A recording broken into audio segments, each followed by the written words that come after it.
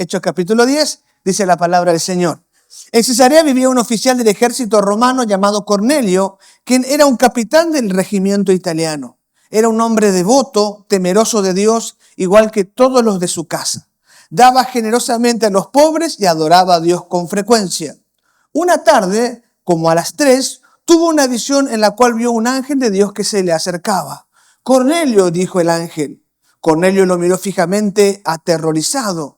¿Qué quieres, Señor?, le preguntó el ángel, y el ángel contestó: Dios ha recibido tus oraciones y tus donativos a los pobres como una ofrenda. Ahora pues, envía a algunos hombres a Jope y manda llamar a un hombre llamado Simón Pedro. Él está hospedado con Simón, un curtidor que vive cerca de la orilla del mar. En cuanto el ángel se fue, Cornelio llamó a 2 de los sirvientes de su casa y a un soldado devoto que era uno de sus asistentes personales. Le contó lo que había ocurrido y los envió a Jope. Han dicho los predicadores por ahí, cuando Dios habla 3 veces hay que prestar atención. Cuando Dios repite las cosas 3 veces es mejor tomar atención. Y en el contexto del libro de Hechos, en el capítulo 10, encontramos que Dios 3 veces habla con Pedro respecto a una misma situación. El texto que hablamos del versículo, leímos del versículo 1 al 8, está hablando de lo que Dios le habla a Cornelio. Dios habla con Cornelio y Cornelio se pone en acción a partir de lo que Dios le dice. Pero del versículo 11 en adelante tenemos el momento en que Dios trata con Pedro, y en esto que Dios le habla, le dice 3 veces: Pedro, mata y come. Pedro, mata y come. Pedro, mata y come. Y Pedro le dice: no, Señor, porque ninguna cosa común o inmunda he comido durante mi vida. Siempre he sido fiel, nunca he comido nada inmundo. Es interesante este concepto de Dios repitiendo 3 veces al apóstol, al hombre apartado que había conocido a Jesús. Tiene que decirle 3 veces para que entienda, mientras Cornelio, un pagano, con solo escuchar una vez, se pone en acción.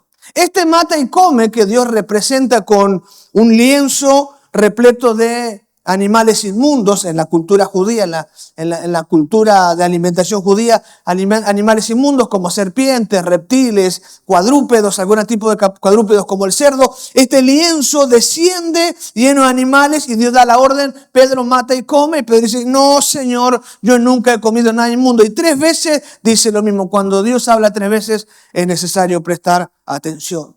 ¿Por qué Dios le pide que mata y come? No, que mata y coma. No se trata en sí de los alimentos impuros. Es una visión. Pedro no va a tener que matar ningún animal. Lo que Dios está diciéndole a Pedro es que mata y coma los prejuicios que impedían que él extendiese el reino de Dios. El problema es que Pedro, en su cultura, en su formación, en su pasión y en su amor por su nación, estaba lleno de prejuicios para aquellos que no eran judíos. Y como Dios tenía un plan, entonces está tratando con Pedro para que esté pronto, esté alistado para cumplir el plan de Dios. ¿Cuál era el plan? Mientras Pedro está en la visión, en la casa de Simón, allí en Cesarea, Dios está hablándole, enviando un ángel a Cornelio para que Cornelio mande a buscar a Pedro. Lo que Dios quería era salvar a Cornelio. Dios había tomado en cuenta las oraciones y las ofrendas de Cornelio y envía un ángel para que Cornelio escuche el plan de salvación. Es interesante que los ángeles no predican el evangelio, que los predica somos nosotros.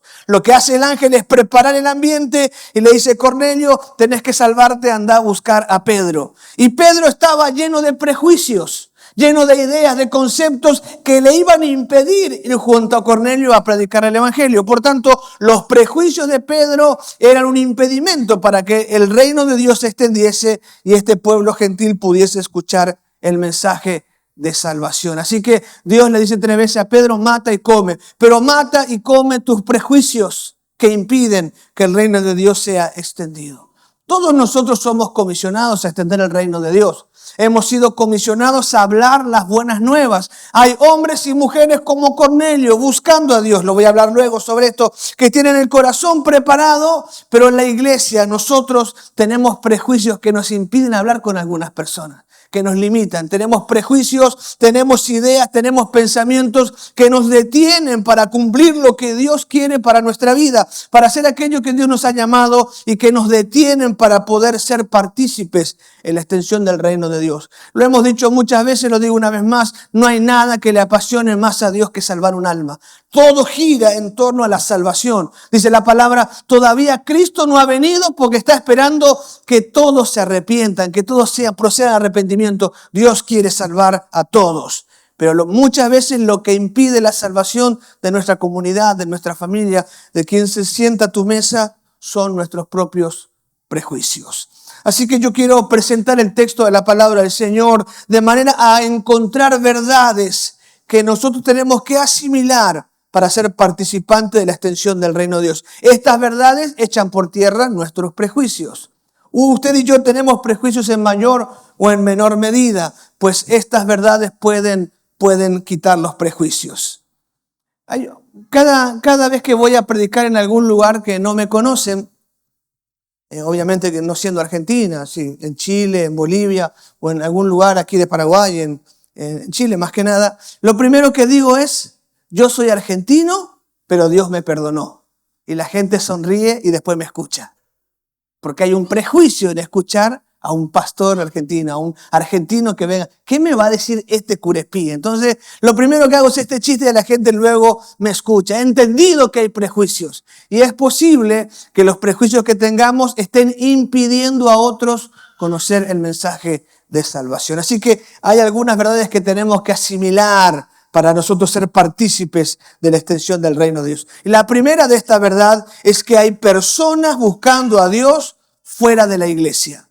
En Hechos capítulo 10, versículo 1 y 2 dice, en Cesarea vivía un oficial del ejército romano llamado Cornelio, quien era un capitán del regimiento italiano. Era un hombre devoto, temeroso de Dios, igual que todos los de su casa. Daba generosamente a los pobres y oraba a Dios con frecuencia.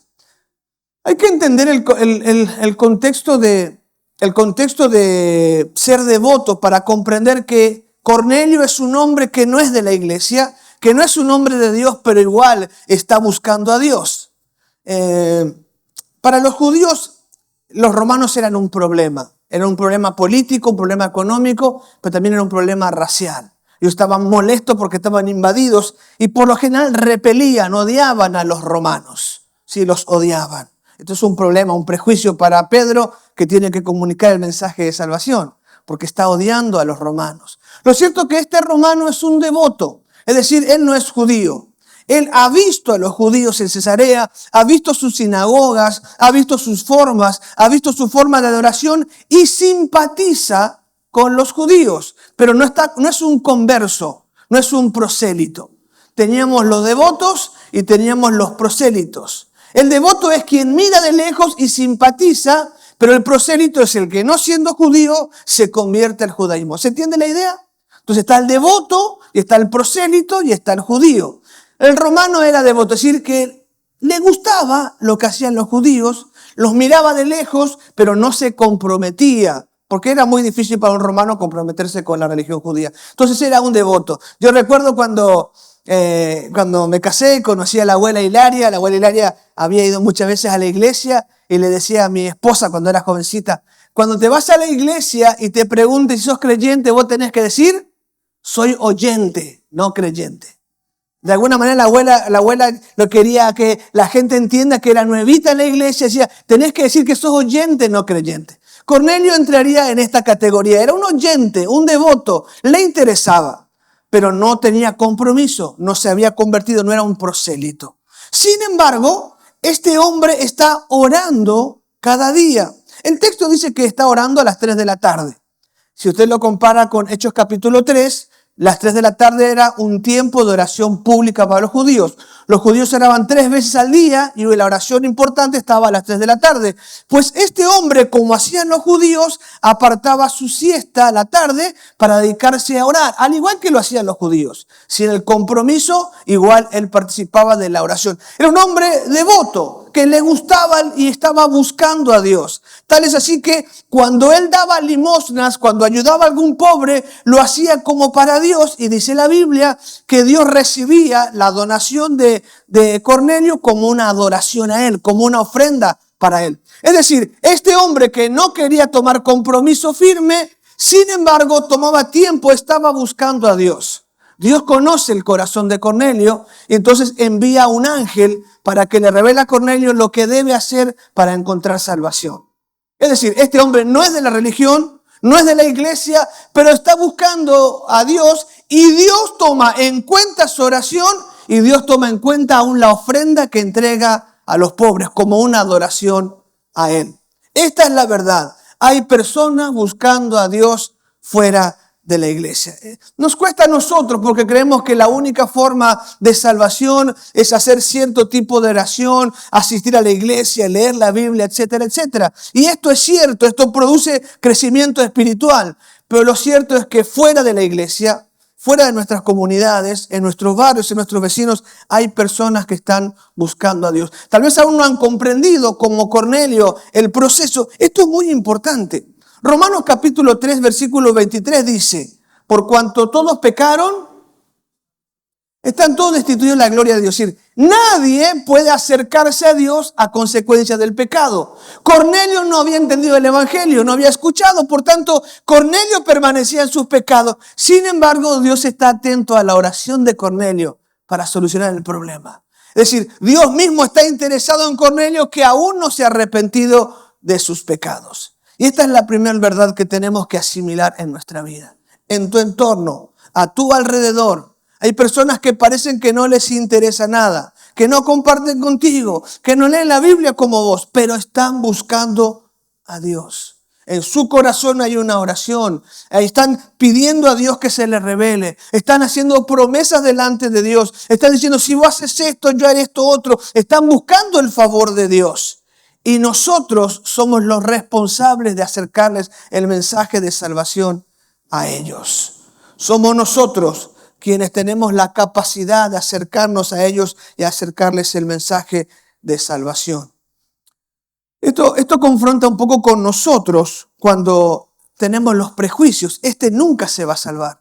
¿Qué aquel va a hacer nada? ¿Qué aquel otro puede hacer o decir? Tenemos muchos problemas cuando vemos a las personas que no comulgan con nuestra fe. A veces nos atacan, a veces nos pelean, a veces dicen que estamos equivocados. Y lo que hacemos es contender con ellos en vez de entender que hay personas que están buscando a Dios y nuestro deber es acercarnos a ellos.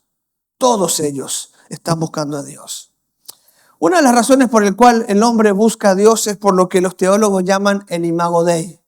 El imago Dei se entiende como la imagen de Dios en el hombre. Cada ser creado ha sido creado a imagen de Dios. Y esta imagen de Dios está en muchos pervertida. Aún nosotros, si estamos adorando a Dios y hemos experimentado la salvación, todavía la imagen no está perfecta. Tenemos muchas debilidades. Pero cada individuo tiene en él la imagen de Dios. Y esta imagen de Dios clama por encontrarse con el Salvador. Por eso es que muchos están practicando infinidad de pecados como una búsqueda de llenar ese vacío que solo puede ser cuando estamos en comunión con Él. La imagen de Dios clama en nosotros para que la encontremos. Leí hace unos años un libro de Justo L. González que hablaba en mapas de la historia de la iglesia. Contaba el caso de un niño cubano y hablando acerca del imago Dei. Hablaba de un niño cubano de una familia agricultora. Usted sabe que Cuba es un país oficialmente ateo, ¿verdad? Que no permite libremente la práctica de la religión. La iglesia tiene que ser oficial, reconocida, etc. Y por lo general milita el gobierno el ateísmo. Así que esta familia estaba en el campo, eran cañicultores, como el azúcar es una de las industrias principales de Cuba, eran cañicultores, estaban alejados en el campo, sin mucho contacto con la sociedad, y cuando el niño tenía contacto con la gente era un entorno ateo. En el colegio no se habla de religión, la familia no era religiosa, pero un día el niño está tirado en el campo y mirando las estrellas y empieza a asombrarse por la belleza de la creación, las estrellas, y se pregunta, ¿será que alguien creó esto? ¿Quién habrá creado esto? Y va junto a su mamá y le dice, mamá, ¿quién creó las estrellas? ¿Cómo hay eso? Y como ella no entendía mucho de religión y era atea, le dijo, dicen que Dios creó las cosas. Y el niño dijo, yo quiero servir a ese Dios. Esto creó un conflicto de la madre, pero lo mandó al pueblo para que fuera sacristán, para que fuera monaguillo, y luego entró en la carrera seminarista. Fue allí porque él quería servir al Dios que había creado las estrellas. Como alguien que nunca le predicaron, que la familia nunca habló de religión, estaba entendiendo que había una creación y quería servir a eso. Eso es el Imago Dei. Dentro de nosotros algo clama por encontrarse por Dios. Lo cierto es que este joven, antes de ser seminarista, conoció el Evangelio, ha sido un pastor renombrado y teólogo que ministra en España. De niño entendía que Dios estaba. Emmanuel Kant, un filósofo que trabajó en destruir los 5 modos de Tomás de Aquino para demostrar a Dios, creía en Dios a partir del concepto de la religión inherente. Él decía, yo creo en Dios porque cada persona siente que Dios existe. Y ese sentimiento Dios ha puesto en nuestro interior. Entonces hay personas buscando a Dios fuera de la iglesia porque Dios ha puesto su imagen en cada individuo. Y uno está incompleto hasta que no se encuentra con Dios. A pesar de que no haya entendido, buscado. Y están buscando a Dios a su manera. A veces buscando en los vicios. Tratando de llenar ese vacío que solo puede ser llenado por la presencia de Dios. El día viernes tuvimos una reunión, algunos varones, planeando nuestro trabajo con las iglesias de impacto. Y empezamos a contar el testimonio. Ya pedí permiso para hacerlo, así que lo voy a hacer con libertad. Empezamos a contar los testimonios. Y Santiago, ¿verdad?, contó su testimonio de conversión. Bueno, Santiago Martínez. Norma, su esposa, venía a la iglesia por casi un año ya. Participaba del grupo pequeño de la iglesia Susana, venía a la iglesia y lo invitaba regularmente a Santiago, pero nunca decía nada. En realidad, Santiago tenía un problema muy serio con la bebida. Él llegaba borracho a su casa de lunes a lunes. O sea, él vivía alcoholizado, era alcohólico. Y todos los días, ¿verdad?, borracho, etcétera, etcétera. Pero sucede que esa semana Norma le invita a la iglesia para el domingo a la mañana y él le dice que sí. Y si algo que tiene él, parte del Imago Dei, de la naturaleza, a pesar de ser un borracho, un alcohólico, algo que tiene es cumplir su palabra. Lo que digo, lo voy a cumplir. Entonces, su esposa dijo, vamos a ir a la iglesia el domingo. Él dijo que sí, estaba comprometido. Pero cuenta que el día sábado tenía un trabajo con su hermano, un trabajo muy grande de lo que usted hace, lo que hace el hermano Santiago, ¿verdad? Hace esos pisos de canto rodado. Un trabajo muy grande. Dice, empecé a tomar a las 9 de la mañana del día sábado. Tomó y tomó y tomó. Terminó de trabajar y dice, eso no sabe Norma, di un montón de vueltas para no llegar a casa y seguir tomando. Hasta cuando al final llegó a la casa, ya tarde, Norma le dice, hoy tenemos el cumpleaños de fulano. O sea, estaba totalmente borracho, tomando desde las 9 de la mañana. Entonces, estaba muy borracho y le dice, bueno, vamos. Y cuando se fue el cumpleaños, el papá del cumpleañero, el cumpleañerito, no recuerdo cómo era, le puso una champañera con tubitos, dijo él. No sé qué son los tubitos. Eso, cerveza, eso, los tubitos. Y siguió tomando. Y dice, Santiago contaba, yo siempre dije que es mentira eso que el borracho se olvida. Hermano, no me acuerdo más nada después de eso. Hasta las 10. A las 10 dice, ya no me acuerdo más qué pasó. Solo recordé cuando mi esposa me sacude el domingo a la mañana, me prometiste que íbamos a ir a la iglesia. Y la borrachera que tenía aquello todavía no se había recuperado, no había llenado, como decimos, ¿verdad? Todavía estaba así. Se dice, me senté en la cama y dije, ¿qué voy a hacer? Me comprometí para ir. Entonces decidió irse, se bañó y vino como pudo. Parece que el primero que lo saludó fue Darío. Quedó borracho con su aliento. Aquello era impresionante. Palabra de Darío, por lo menos. Lo abrazó y dice, aquello era impresionante. Olía alcohol por todos lados. Domingo a la mañana. Cuando entra, Juan K. Martín está cantando, dice, y empecé a llorar. Empecé a llorar y después se predicó y yo dije, este es mi lugar. Voy a rendir mi vida a Cristo. Y nunca más tomó. ¿Se da cuenta? El problema de Santiago que estaba tratando de llenar el vacío que tenía por otro lado. Había una carencia en él. En realidad estaba buscando a Dios, pero de la manera equivocada, como lo hizo Pablo, con violencia, él con alcohol, buscando a Dios. Cuando escuchó el Evangelio, su vida cambió para siempre. ¿Puede entender la responsabilidad que significa para nosotros eso? No te canses, esposa, de invitar a tu marido. En algún momento ese borracho va a venir oliendo alcohol y saliendo lleno del Espíritu Santo. No te canses de hacer la tarea, de insistir, de ir, de golpear. Puede ser que parezca un incrédulo, que nunca va... No, hay personas que están buscando a Dios. La naturaleza de Dios clama en ellos por salvación. Lo que nos toca a nosotros es ser el instrumento para que puedan conocer al Salvador. La segunda verdad es que Dios está tratando a quienes lo buscan. Hechos capítulo 10, versículo 3 al 6. Una tarde como a las 3 tuvo una visión en la cual vio un ángel de Dios que se le acercaba. Vio que un ángel de Dios se le acercaba. Cornelio, dijo el ángel. Cornelio lo miró fijamente aterrorizado. ¿Qué quieres, Señor?, le preguntó el ángel. Y el ángel contestó, Dios ha recibido tus oraciones y tus donativos a los pobres como una ofrenda. Ahora pues envía a algunos hombres a Jope y manda llamar a un hombre llamado Simón Pedro. Él está hospedado con Simón, un curtidor que vive cerca de la orilla del mar. Dios trata a aquellos que lo están buscando. Una verdad que tenemos que asimilar para vencer nuestros prejuicios es que Dios está caminando en las calles. Nosotros solemos decir, conforme a Isaías, que nuestro nombre está en la palma de la mano de Dios, porque Isaías dice, yo tengo tu nombre en la palma de mi mano. Pero no es solo el nombre de estos. Dios tiene el nombre de todos. Él conoce cada individuo, cada persona, cada nacido y cada fallecido es conocido por Dios por nombre y apellido. Su familia, su genealogía, su presente, su dolor y su futuro es conocido por Dios. Y así como Cornelio, equivocado, sin comprometerse, estaba buscando a Dios, Dios lo conoce y trata con él para que él pueda encontrar salvación. ¿Qué hace Dios? Trata con él para que pueda encontrar salvación. Jesús dijo, nadie viene a mí si el Padre no lo envía.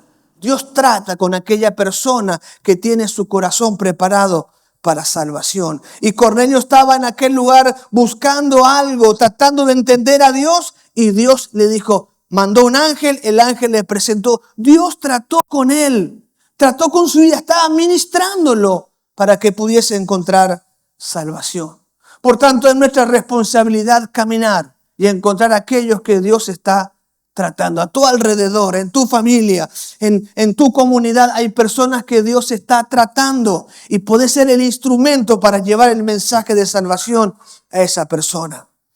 Hace algún tiempo escribí el manual La Extensión del Reino de Dios. Allí señalé 5 métodos que Dios emplea para tratar con las personas. Y usted puede reconocer que ese incrédulo, que ese perdido o ese que fuera, está siendo tratado por Dios por estos 5 métodos que Dios utiliza. En primer lugar, Dios usa la convicción del Espíritu. Eso lo dice Jesús en San Juan, capítulo 16 y versículo 8. Cuando el Espíritu venga, los convencerá de pecado, justicia y juicio. Es decir, usted encuentra personas que le presentan el Evangelio y se entregan sin más, sin discutir, sin nada, porque hay convicción en su corazón.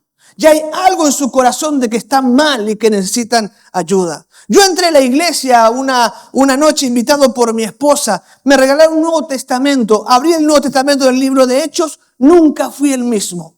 Nadie me dijo, tenés que repetir esta oración. No me lo dijeron. El Espíritu Santo estaba tratando con mi vida, duro y todo, como parecía soberbio, como era, ¿verdad? Y todo lo demás. Cuando abrí el libro de Hechos y empecé a leer, algo se produjo en mí. El Espíritu produjo en mí convicción de pecado. Esta mañana contaba el pastor Ariel que su papá cuando se convirtió, su papá empezó a evangelizar y evangelizaba y llegó, él lo contó en guaraní, perdonen que no lo puedo hacer. Llegó a un anciano, un veterano de la guerra del Chaco y le presentó el plan de salvación. Y este hombre dijo, yo no tengo perdón de Dios. Y le contó la historia que cuando estaban en la guerra habían capturado a 15 soldados bolivianos. Entre 2 soldados paraguayos. Habían capturado a 15 soldados y se hacía la noche y empezaban a dormirse. Y sabían que si se dormían, los soldados lo iban a matar a ellos. Entonces tomó la decisión de matar a los 15 a sangre fría para poder dormir. Y este hombre caminó toda su vida en angustia por aquel homicidio que había cometido. Y le dijo, yo no puedo ser perdonado porque yo maté a 15 soldados, porque para que no se me escapen. Y este hombre le dijo, no, la palabra de Dios dice, y no me acordaré más de tus pecados. Y empezó a presentar el evangelio y aquel veterano entregó a su vida a Cristo y sintió el perdón de pecados. Había una convicción en él. ¿Qué faltaba? Imagínense, tan toda su vida cargando esa angustia. ¿Puede entender el peso, el dolor que había en su corazón? Esa amargura por aquel acto. Si por cosas menores no nos podemos perdonar, imagínense por aquello. Pero así como él y como a nosotros, Dios perdona a aquel que se arrepiente. Ese hombre estaba esperando que alguien diga, hay perdón de pecados en Jesús. Ya había en él convicción. Por eso usted tiene que salir, tiene que ir, tiene que hablar, porque hay personas que están convictas de su pecado y están esperando salir de la cárcel, de la prisión, que la culpa los tiene. Otra forma en que Dios trata es a través de la crisis existencial. Como en Hechos 9, cuando Saulo de Tarso, luego de perseguir a los cristianos y matarlos, se dio cuenta que estaba persiguiendo al mismo Dios. Y entró en una crisis existencial. Creyó servir a Dios toda su vida y estaba equivocado. Y cuando se dio cuenta que estaba equivocado, empezó a orar y a ayunar. Por 3 días no comió ni bebió, hasta que alguien le dijo, el Señor ha venido a sanarte y a llenarte de su Espíritu Santo y que predique su palabra. Estaba en una crisis. Y usted va a reconocer el que es tratado por Dios, porque ahora se da cuenta que nada tiene sentido. Entró en un momento en que no encuentra razones. Es porque Dios está tratando su corazón para salvación. Algunos tendrán experiencias espirituales, Hechos capítulo 10, como Cornelio. Tienen sueños, tienen visiones. Dios está tratando con sus vidas. No menosprecie a alguien que le cuente una historia de que Dios le dijo, Dios le apareció. Porque esto hizo con Cornelio. Usted le cuenta a alguien que no es evangélico que Dios se le apareció y no le cree. Dice, es un demonio, dice usted. Así decimos. Pero a Cornelio no era un cristiano y se le apareció un ángel. Porque Dios está preocupado en la salvación de las almas y está tratando. Hay personas que tienen experiencias, que han visto un bombero, que han visto aquello, que han sentido lo otro. Son personas que Dios está tratando para salvación. Algunos otros se puede reconocer el trato de Dios porque están pasando por alguna necesidad física. Es decir, Dios no metió su mano, sino que dejó que la naturaleza haga su obra, porque Dios no enferma a nadie. ¿Está bien? Dios no enferma a nadie. Pero a veces la naturaleza, ¿verdad? Si uno se acerca a un virus, se enferma. ¿Sí? A veces Dios en su misericordia pone la mano delante del virus. Pero hay veces que Dios no hace nada, que es la ley de la naturaleza sigue su curso. Y hay personas que han experimentado necesidades físicas, o hambre, un problema de salud, un accidente. Es una oportunidad para acercarnos. Hechos capítulo 14 dice que había un hombre paralítico sentado y Pablo estaba hablando y dice, cuando vio a aquel hombre se dio cuenta que tenía fe para ser sanado. La enfermedad era la oportunidad. Y dice que lo tomó, lo levantó y empezó a caminar. Cuando aquel cojo de nacimiento fue sanado, Jesús dijo, para que la gloria de Dios se manifieste en él. Los problemas físicos, las enfermedades son oportunidades. Dios está actuando y tratando a la persona para que encuentre. Y hay personas como en Hechos 16 que tienen hambre de Dios. No entienden ni por qué, pero tienen hambre de Dios. El carcelero cuando se mueve todo, se sacude todo en la cárcel, él pregunta, ¿qué debo hacer para salvarme? No dicen, ¿cómo fue el milagro? ¿Qué pasó? No, él solo tiene hambre de salvación. Porque hay personas, así como el caso de Santiago, que están a un toque de salvarse, si nosotros hacemos nuestra parte. Me recuerdo una noche estábamos con el pastor, la pastora Marina, mi esposa y yo, éramos los últimos, todos se habían ido, y entra un borracho a la iglesia, Gregorio. Gregorio entra, se acerca al altar como para rezar, y el pastor lo cruza, habla con él, ora por él y luego él pone unas monedas en la canasta que había quedado, como una limosna. Yo dije, ¿qué se cree ese borracho que haga hace falta plata? Yo me molesté, sí, se fue. Yo estaba en la puerta de la iglesia el domingo siguiente, era Ujier, y viene llegando este mismo muchacho y me dice, hermano, Dios te bendiga. Yo quedé congelado. Luego me contó, después que el pastor oró por mí, salí de aquí y a la media cuadra tiré mis cigarrillos y nunca más tomé ni bebí. Yo lo he visto trabajar en la iglesia sin remera. Usted podía ver los tajos de los machetazos, porque era un hombre muy violento, se había peleado con mucha gente. Machetazos, heridas por todos lados. Entró a la iglesia, pero ¿por qué entró a la iglesia?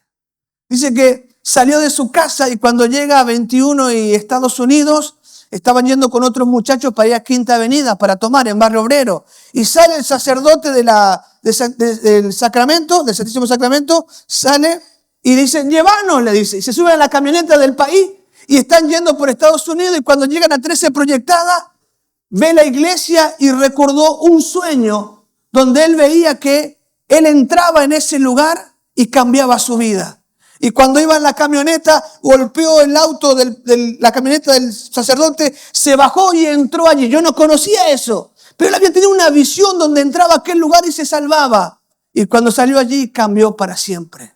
Hay personas que Dios está tratando. Y finalmente, hermanos, la tercera verdad que tenemos que asimilar es que el discípulo puede ser el estorbo para que encuentren a Dios. Hemos dicho en primer lugar que hay personas buscando a Dios fuera de la iglesia. En segundo lugar dijimos que Dios está tratando a quienes nos buscan. La tercera verdad, el discípulo puede ser el estorbo para que encuentren a Dios. El versículo 5 y 6 dice, ahora pues envía a algunos hombres a Jope y manda llamar a un hombre llamado Simón Pedro. Él está hospedado con Simón, un curtidor que vive cerca de la orilla del mar.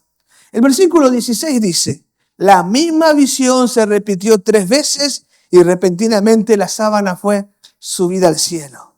Entonces, hay un hombre que está buscando a Dios, hay un Dios que está tratando al hombre, que envía ángeles para que le hablen, pero mientras este hombre busca a Dios y el ángel le muestra el plan, hay un siervo de Dios, hay un discípulo, un apóstol que está terqueando con Dios para no hacer su voluntad.